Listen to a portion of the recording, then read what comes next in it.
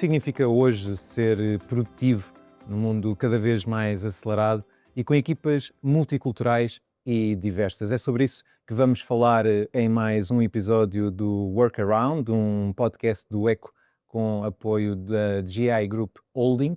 E temos connosco hoje o Tiago Baldaia, é diretor de outsourcing na GI Group Holding, também o Alexandre Lourenço, a quem dou as boas-vindas, é Site Operations Manager na Americold, uma empresa especializada em armazenamento, logística e transporte de produtos alimentares, com especial foco em frio, em armazenamento em frio. Bem-vindos. Muito obrigado por estarem hoje connosco, é um gosto ter-vos aqui. Como temos relativamente pouco tempo, gostava de atacar já de frente este tema da produtividade. É um tema que temos vindo a falar ao longo dos anos. Sabemos que em Portugal trabalha-se muito, muitas horas, com níveis de produtividade nem sempre comparáveis com os players de topo na Europa.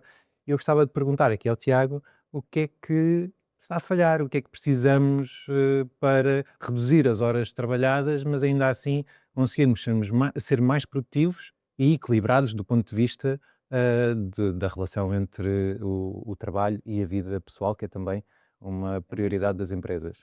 Bem, temos que analisar bem os indicadores. Antes de mais, muito agradecido pelo convite e de estar aqui convosco também, mas temos que analisar bem os indicadores. O conceito de produtividade foi evoluindo ao longo da última década, ou dos últimos 20 anos foi evoluindo bastante, ao passo que nós valorizávamos muito aquilo que é a produção diária de cada um dos operadores em função do número de horas. Hoje em dia nós temos que ter outros indicadores que nos permitem entender de que forma potenciamos este mesmo indicador.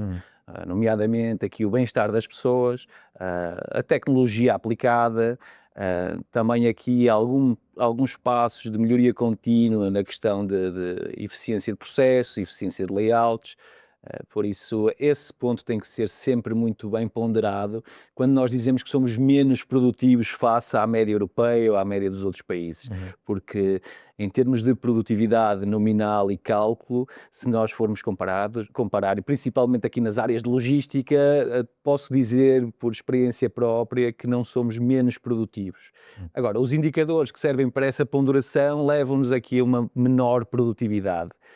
Para isto evoluir também, é entendermos também a questão da produtividade em função da matriz de prioridades. Nem tudo é urgente, não é? Quando nós temos alguma urgência não prioritária ou é urgente não prioritária, não temos que ir fazer de imediato qualquer tipo de atividade só para cumprir. Temos que estar focados, centrados e com um plano muito bem definido, e quando as pessoas estão com um plano bem definido e sabem perfeitamente qual é o caminho que têm que tomar, a produtividade chega naturalmente. E, portanto, é um bocadinho contrariar essa ideia de hiperprodutividade, não é? Em que tudo é urgente, como dizia o Tiago, Exatamente. mas que acaba por não fazer tanto sentido numa altura em que falamos tanto de sustentabilidade, numa perspectiva alargada e no respeito pela individualidade e, sobretudo, pelo bem-estar dos Exatamente. trabalhadores. Para os nossos clientes tudo é urgente, não é? Claro. E para os clientes dos nossos clientes mais Para urgente nós ainda. também, a nossa vida, não é? Exatamente. Exatamente. Mas temos que entender perfeitamente o que é que realmente faz sentido e qual é a urgência do momento e atacarmos esses pontos com muita afinco e com muita fome também. Tudo o resto temos que ir ponderando e pontuando de acordo com o andamento do dia ou da semana ou do mês. É sempre muito nessa forma. Trabalhamos com pessoas, então se colocamos tudo como urgência, mais uma vez, perdemos produtividade, toda a gente tem que estar em todo lado e no final ninguém faz absolutamente nada. Esta direção é fundamental para que seja tudo muito mais fácil de entender e de trabalhar também. E será certamente um grande amigo a hiperprodutividade, a produtividade em excesso, esse foco excessivo na produtividade será também um grande amigo do burnout, certamente. Alexandre Lourenço, como é que o Tiago já introduziu aqui a questão da logística? É verdade que na logística tudo tem que bater certo, os processos têm que estar extremamente bem organizados, e nada pode falhar. Imagino que no caso do armazenamento de produtos em frio, esse desafio seja ainda acrescido. Como é que numa organização global como a vossa tem entendido esta questão da produtividade? Como é que tem gerido também tendo em conta estas novas tendências no respeito pelo bem-estar dos colaboradores? Isso é sempre o foco, não é? O objetivo, o resultado é sempre o foco, o conseguir atingir isso e melhorar, não é?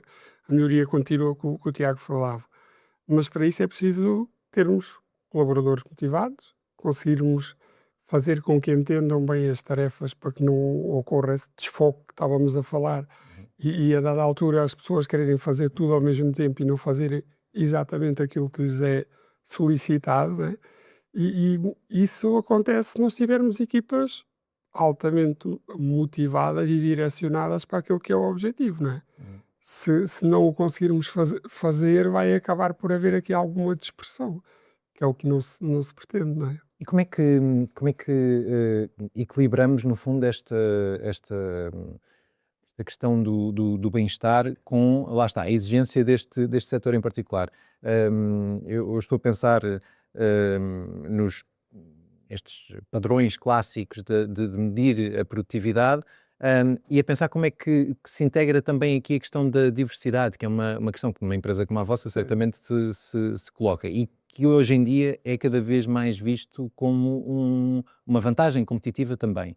Como é que E assim, vocês fazem essa gestão e como é que isso se traduz de facto em resultados, enfim? sim, mas acima de tudo é também uma necessidade, Uhum. não é? Sem Porque dúvida. acabamos por recorrer a esta multiculturalidade também por uma necessidade de negócio e de sociedade, não é? Porque neste momento há uma falta de recursos grande, Uhum. especializado ou não, porque muitas das vezes fala-se esta multiculturalidade num setor mais baixo da hierarquia, mas neste momento com a globalização nós temos nos vários patamares hierárquicos, não é? Sem dúvida. Temos diretores financeiros de origem indiana, de asiáticos, de chineses, de americanos, australianos. Neste momento temos na Europa essa multiculturalidade nos vários patamares hierárquicos, não é? Uhum. Portanto, aquilo que nós temos mesmo que fazer é absorver tudo o que essa multiculturalidade nos pode trazer, porque acrescenta muito valor. Uhum.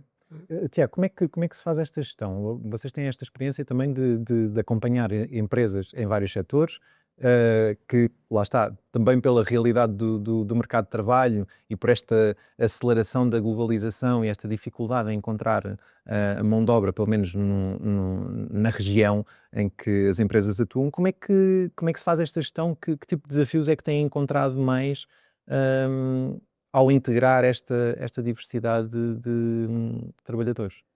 É sempre muito desafiante, Uhum. porque por vezes nós não entendemos alguns pontos críticos relativamente ao comportamento dos nossos colaboradores e das nossas pessoas. É o simples facto da sociedade de onde provém estas pessoas ser uma sociedade coletivista ou individualista Uhum. pode ditar aqui algum tipo de desfazamento face ao nosso pensamento. A questão de serem também a distância ao poder para esta malta e para toda a gente, entendermos a distância ao poder também é importante, porque isso dá-nos também uma noção de como abordar cada tema de uma forma mais pragmática e também da forma assertiva. Não podemos tratar uma pessoa, um chinês, ou um indiano, ou um americano, exatamente da mesma forma como eu trato o Alexandre, ou como Uhum. trato o Francisco. É impossível. Então, para as nossas equipas aqui de gestão, há sempre um gráfico muito interessante ou alguns princípios muito interessantes que é do Hofstede, que eu peço sempre, para quando temos uma pessoa diferente, para entenderem os seis, sete princípios que existem e de diferenças face à sociedade portuguesa. E dessa forma começarmos a adequar e a ajustar o nosso comportamento às pessoas que entram dentro do nosso ecossistema. É muito mais fácil, ao invés de estar sempre a pensar de eu sou português, quem vem para Portugal tem que se habituar àquilo que nós somos, Uhum. já não funciona assim. Hoje em dia em Lisboa estamos a falar que acredito eu que 40% da população deve ser extracomunitária, por isso já é uma nova realidade. Claro que estamos num ponto crítico, não é? Há cerca de 50 anos a imigração era reduzida e a mão de obra também era muito focada no nacional. O máximo que poderia existir era a regionalização e por si só já era um desafio. Sendo eu do Porto, Claro. vindo para Lisboa, já era uma coisa que realmente exigia aqui algum trabalho. Hoje em dia temos que estar bem preparados para receber esta população. E muito mais do que estarmos a ditar as nossas regras à força, é fazer as pessoas entender como nós trabalhamos, como nós somos enquanto sociedade e aculturar estas pessoas àquilo que é Portugal, sabendo que a identidade delas é distinta e o comportamento é distinto em função de algumas situações que possam acontecer. Essa diversidade, por outro lado, também traz algo positivo às empresas, imagino eu, outras experiências, outras visões da forma de fazer coisas, não só, lá está, como dizia o Alexandre bem, não estamos a falar só da parte de baixo da hierarquia, mas de toda esta cadeia. Enfim, eu gostava de perguntar ao Alexandre como é que, do ponto de vista da liderança, se faz esta gestão, que desafios é que isto coloca de uma forma prática, mas também, sobretudo, que vantagens é que isto traz para a empresa? O que é que é A possível diversidade. A aprender com diversidade isso? é um dos principais elementos agregadores e que se nós tivermos a capacidade de o absorver corretamente e não termos só que lidar com o recurso novo e acabarmos por ter que abraçar e acabar por acolher de uma forma diferente esta diferença cultural, acabamos por ganhar com ela também, porque são pessoas que estão habituadas a trabalhar de uma forma diferente, a fazer as mesmas coisas que nós, mas de uma forma diferente. Com mais recursos ou com menos recursos, depende da proveniência delas, não é? Mas o entender que este fluxo inverso àquilo que era o passado, que imigrávamos nós muito, ou que lá mais atrás fomos nós conquistar outros povos, não é? Neste momento, aquilo que nós temos com a absorção desta quantidade de pessoas, porque já é muito grande, como dizia o Tiago, Sim. e nas várias franjas da sociedade e setores, não é? Acaba por nos trazer também uma diferença cultural e enriquecer-nos também na forma como fazemos as coisas, porque quem vem de fora vê sempre aquilo que fazemos de uma forma diferente, Claro. seja nacional ou estrangeiro, e aporta sempre algum conhecimento que nos ajuda também a melhorar. E é isso que temos que aproveitar, não é? Claro, e sentem dificuldade, lá está, esta questão, o Tiago falava nisso e bem, há de facto um aumento muito considerável em relativamente pouco tempo da imigração em Portugal. Isso levanta necessariamente desafios a todos os níveis. Têm sentido, e deixo a questão para os dois, têm sentido também que isso tem criado problemas, até pelo ambiente político que se vive. Sentem alguma dificuldade adicional na integração nestes últimos anos, até por quem já cá está a olhar para quem vem de fora com alguma desconfiança adicional, ou ainda não se sente isso? Ainda é uma questão que fica nas redes sociais? Eu acho que começa mais nas redes sociais do que propriamente no nosso setor industrial. Nós entendemos como uma necessidade. E, acima de tudo, eu acho que as pessoas acabam por ser enquadradas nas equipas, ah, têm a mesma curva de aprendizagem das outras pessoas e, uma vez encaixadas nas equipas, o que querem é produzir e o foco Claro. é produzir. E mais, conseguirem garantir e manter o posto de trabalho com uma necessidade maior do que se calhar têm os nacionais. E aquilo que se gera na comunicação social, eu acho que passa um bocadinho por aquilo que são as estruturas públicas. Ah, os cuidados de saúde, a AIMA que está aí na moda, todas essas coisas acabam por criar aqui uma disrupção maior e se calhar um entrave maior à entrada de recursos que nós precisamos. Já tem um bocado a ver com isso. Para ter uma ideia, e aqui o Alexandre, nós trabalhamos há já alguns anos e começamos o projeto interessante, mais ou menos na altura em que existia um fluxo migratório muito grande, há cerca de 6 anos. Houve aqui um boom de fluxo migratório, principalmente ao que nós chamamos da malta de base, mais de logística, falando aqui mais de indústria, logística. O que é que nós sentimos? Sentimos que grande parte das entraves ou das barreiras eram criadas por nós, pela média gestão, por um supervisor, por um team leader. Porquê? Porque nós somos avessos à mudança muitas vezes, não é? Então vou pôr um cenário interessante, muito simples, que acontece hoje em muitos ambientes. Chega-nos uma pessoa extracomunitária que fala inglês e que não consegue comunicar de outra forma. E nós temos um supervisor ou um team leader que não consegue comunicar em inglês. É normal, é super, super normal. A par disso, não consegue comunicar em inglês.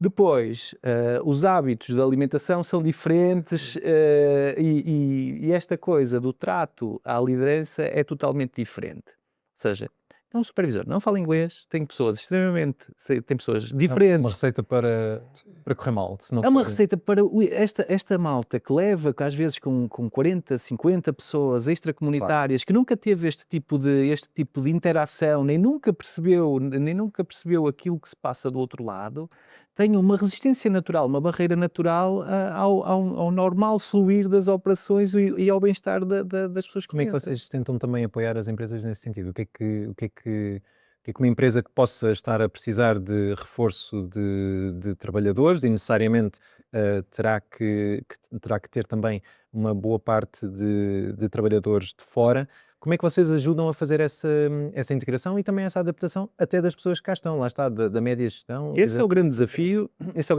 Média gestão é o grande desafio, isso não há dúvida nenhuma. Depois a questão das instalações, as próprias instalações, temos aqui, ou seja, ponto número 1, entender quem colocamos a trabalhar. Porque para nós, ter uma pessoa da Índia, uma pessoa do Paquistão, por exemplo, há uns anos atrás, era-nos completamente alheio o passado histórico deles, não é? E passamos algumas vezes por isso. Então toda a gente trabalhava, não, este senhor veio da Índia, este senhor veio do Paquistão, este senhor veio do Nepal. A verdade, No mesmo não grupo. podemos. E esta sensibilidade nós temos que a ter. E quando nós trabalhamos juntos, passamos logo, para já temos que ter o cuidado de fazer a qualificação e de recrutar pessoas que não tenham este tipo de entropias ou este tipo de Extremismo. extremismo uns com os outros, porque existe, não é? Entre esta população. E quem fala de indianos, podemos falar de malta do Brasil, temos de ter sempre realmente esta atenção. Quando ultrapassamos isto, o segundo ponto é para nós, entre portugueses e a malta que vem de fora. Um facto muito simples, a cantina. Toda a gente vai almoçar. Temos 20 portugueses e vamos continuar aqui com a questão dos asiáticos. E depois temos mais 20 pessoas que vêm da Índia, do Paquistão, do Nepal. Um português entrar dentro de uma cantina onde temos 20 pessoas com hábitos alimentares completamente diferentes, torna muito difícil depois a interação, não é? Porque os cheiros são cheiros que nós não estamos acostumados e isso pode levar aqui a algum tipo de reação que não estamos habituados. A forma da alimentação, de se alimentarem é distinto também. Ou seja, muitas vezes nós temos que não é segregar, mas dizer, não, se vocês querem que tudo corra muito bem, então provavelmente temos que ter uma cantina vegetariana e temos que ter uma cantina onde nós temos as nossas refeições tradicionais e depois tudo conjetura nesse ponto. Então, o nosso objetivo aqui é desmistificar este bicho-papão que é a multiculturalidade, porque na verdade estamos todos para o mesmo.